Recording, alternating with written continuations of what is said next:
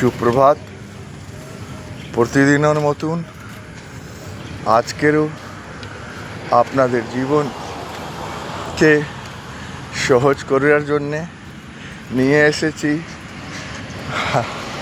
আমার জীবন দর্শন, কিছু ইতিবাচক বিচারকে নিয়ে। আজকে যখন আমি হাঁটছি তখন এই কথাটা মনে আসলো যে আমি খুশি নয় কেন, কারণটা কি?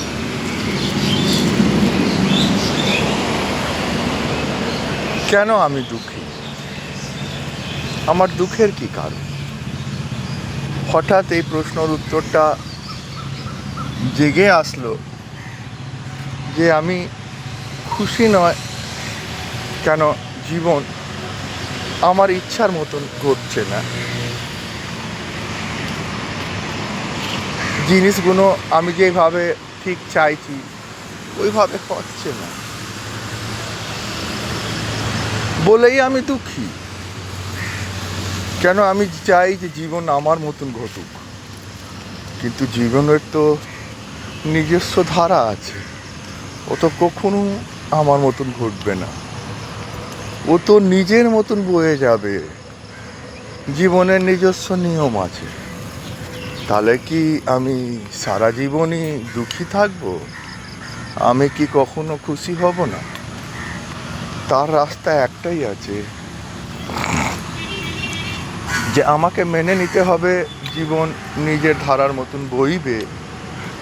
জীবনে সব জিনিস আমার ইচ্ছা মতন ঘটবে না, আমাকে তাকে মানিয়ে নিতে হবে, আর আমাকে তার মধ্যে দিয়ে খুশিকে বেছে নিতে হবে, বের করে নিতে হবে। প্রতিটা ঘটনাক্রমে, প্রতিটি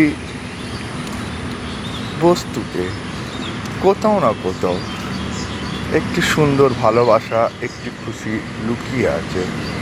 আমাদেরকে ওইটাই বেছে নিতে হবে। ধন্যবাদ। আপনার দিন শুভ হোক। প্রতিদিন এইভাবেই ইতিবাচক বিচারের জন্যে চ্যানেলকে লাইক আর সাবস্ক্রাইব করুন। আপনার দিন শুভ হোক।